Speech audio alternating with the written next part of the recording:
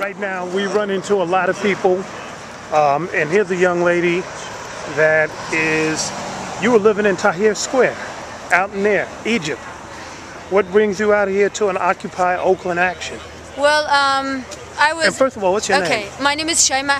I am an Egyptian activist. I joined the Egyptian uprising since day one and until October, and then I came to the US and I became involved in Occupy Wall Street in New York.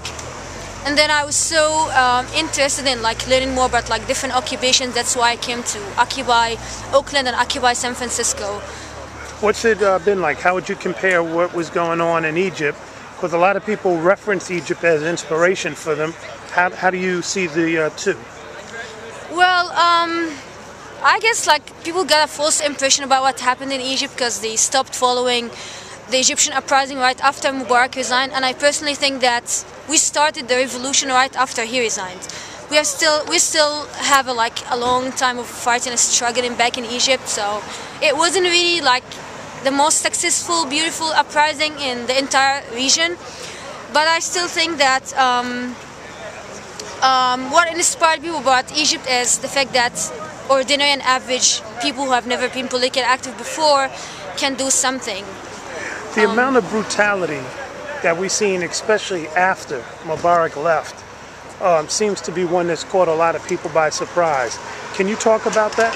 You know, I mean, because the way it was presented to us here in the States was that the people in Tahir Square were kind of proud of the army because these are brothers and sisters and average working class folks who are members of it, but then that army seemed to be just as bad at one point. So basically, I was actually detained by the army myself 1 week before Mubarak resigned.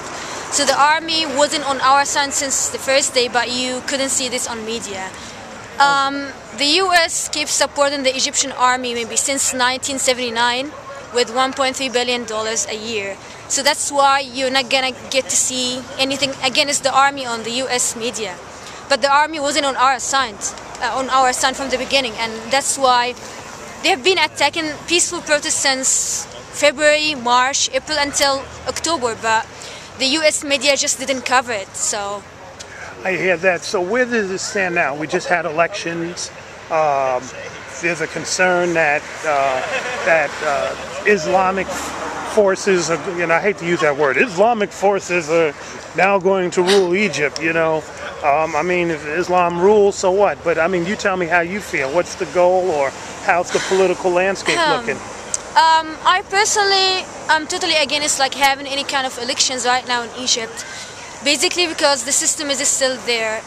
Egypt is still a military dictatorship, and it's just like having elections down under Mubarak's ruling. So the Supreme Council of Armed Forces that was appointed by Mubarak is in power. They're controlling media, they're controlling everything. So, I mean, this election is completely, I guess, it's not the best time to have any kind of elections, especially with the security situation and the fact that the National Democratic Party of Mubarak is running for elections. The same old guard are running for elections, the Muslim Brotherhood. And there's no place for people like me, for example, or the youth or independent activists. So really, no place for you? You don't have the fund, you don't have the money to fund your campaigns. People do not really know about you. You don't have media outlets to speak. So that the revolutionary activists are becoming opposition to the same regime that is still there. Is the U.S. and Israel, are they sticking their necks into this election? Are they trying to influence it one way or the other? Well, I mean, the Supreme Council of Armed Forces is one of the best friends of U.S. government and Israel. Based on the peace treaty that we have with Israel, we receive all this money from the U.S. just to secure Israel. So I don't really think that this upcoming parliament will have any power over this. Okay, and then what lessons do you think that folks that are in the Occupy movement, especially since you were down on Wall Street, you're out here in Oakland tonight and other places, what lessons can we learn from what you all did, and what lessons have you learned from us? What I really want people here to reconsider is having a network of connections, or you could say an infrastructure of, you could say, connecting all the occupations together and having strong roots. When I was here, back in November, and I asked people about some day of action that was happening in Occupy Wall Street in New York. They had no idea something was happening. And I was like, I thought that you guys are somehow connected and you are working on something together rather than just like going in different directions. So that's my advice. People need to be much more connected to each other. And what I learned about Occupy is the way I really like the way people document everything that happens. We really suffer from this back in Egypt. When you can't really make it to the news, the state TV in Egypt is controlled by the army. You need to have some kind of an alternative source. Right. And that's what people here are doing. And I really want to copy this when I go back to Egypt. When do you go back? I have no idea. Okay. You know, one of the things that has been troublesome is what we didn't really know about Egypt. For a lot of people, people have gone to Egypt and come back, seeing the pyramids, and nobody ever talked about the political conditions and the poverty. And in particular, a lot of black folks. Where were the black folks in Egypt? We don't really see them on the TV. What's their plight? How are they getting along with folks? How are they being treated? And, you know, and how was it that when folks were here, were making pilgrimages to Egypt / Kemet, that they didn't come back and, you know, necessarily talk about all the poverty and all the stuff that was going on there? Well, basically, there's such a big gap between, you could say, the upper part of Egypt, the south, and like other parts, like the big major cities like Cairo and Alexandria and the Delta. In upper Egypt, where like the majority of, like, I mean, the farther you go down, you could see like the majority of you could say black Egyptians are kind of like concentrated more in upper Egypt. And it's like you have the biggest rate of poverty and lack of services, and during Mubarak's time, he didn't really care much for like the development in upper Egypt and stuff. So you have... So the upper Egypt is where the black folks live? Yeah, right. Which is the south. Okay. So, I mean, Cairo is kind of like so very mixed, so you can see like people from different backgrounds. But mostly in like Luxor and Aswan, people are like, they are darker. And basically the way, I mean, the Egyptian society is somehow xenophobic. People do not really get to speak to like foreigners. As long as you're not working in tourism or dealing with foreigners, people are so very xenophobic. So you won't really get to know much about the situation, you could say the sociological situation or poverty or politics, because people are so afraid. Okay. So where do things stand now? You know, will we see more of a black presence as things move on in terms of trying to get change? Will we see people sitting at the table? Because it was almost absent from the TV. You're looking and you're going, aren't there folks there? You know, Yeah. what's going on? I mean, thing is, like, the Egyptian state TV is not really representing to any, like, the reality of this country. I mean, at some point back in October, they were pushing us to a civil war between Christians and Muslims. So it's not like a reliable source of information. Okay. What about women? What's the role of women right now in Egypt?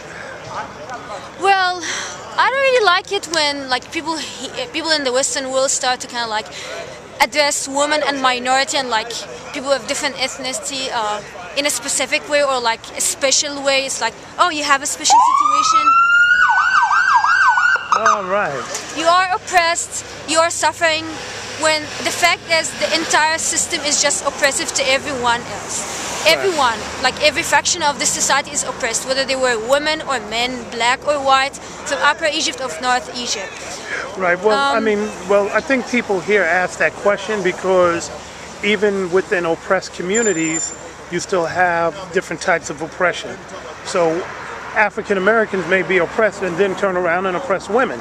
So if we get a certain type of freedom or some type of gain, we may still harbor a type of, well, you know, y'all women stay in the back. Right. So the question gets asked that way, and oftentimes it's tensions between different ethnic groups. Right. You know, so I think at least where I come from, I'm always curious. You know, like, you know, what we hear over here is that, you know, the oppression of women.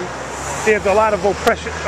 Women are oppressed in Middle Eastern countries. So we always got to ask that so you get a clarification, you know? Yeah. And you got to ask from people that are there. Because, you know, what I might think is oppression isn't. You know, you have people going, oh, you got to wear, you know, a hijab. That must mean you're oppressed. And that's like your choice. So. Yeah, I mean, it's really all about like the stereotypes and the preconceived idea that people have about like the situation of women in the Middle East and stuff. But I mean, I didn't personally feel anything different. Okay. I had like the same chances as my brother and my other sister. I mean, we were just the same way. We received the same amount of education. I mean, I was even better than my brother in different ways. Okay. So it's not really like how you see it on corporation media. So. And my last question, where do you see things a year from now in Egypt? It's hard to tell and it's hard to expect anything because this uprising was completely unexpected. Okay. So I guess the fight will continue and the oppression will continue as well from the military side until something happens. Obama, friend or foe? Obama what? Obama, is he a friend or is he a foe? He's not friends. He's not friends. He's supporting the Egyptian military with $1.3 billion. The tear gas, the rubber bullets, and the live ammunition are all made in the U.S. So I don't really think that makes you a friend of the Egyptian people. Boots, you hear that, man? Didn't Obama give a speech at Cairo? That's your boy. Yeah, wow. Wow. Yeah, you know. He gave the speech at Cairo and everything, so that didn't convince me. That wasn't convincing. Wow. It's not, actions speak louder, you know? So Obama's losing points all the way in Egypt and he gave that big old speech. Yeah. He made a lot of speeches, but he bombed a lot more people. We got way more bombings going on in Pakistan during Obama's rule than during George Bush's rule. We're not going to be out of Afghanistan anytime soon. Keep hearing that people are going to pull out of Iraq, and it's not happening. Wow. Well, I'm just saying, wow. I'm saying if President Obama is watching this, you know, he should take heed. Because the young lady that came here from Tahir Square, and you know, stop sending us money, please. We don't need your money.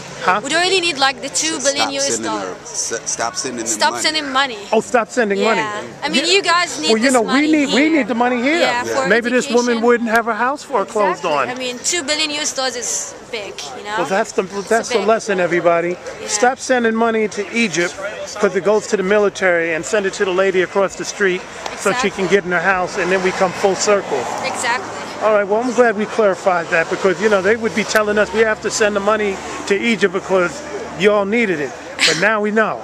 Yeah, I mean, basically like $1.3 billion out of the $2 billion goes to the military. So, and the military is oppressing people. So it's pretty obvious that it's not really helping at all. That's real talk.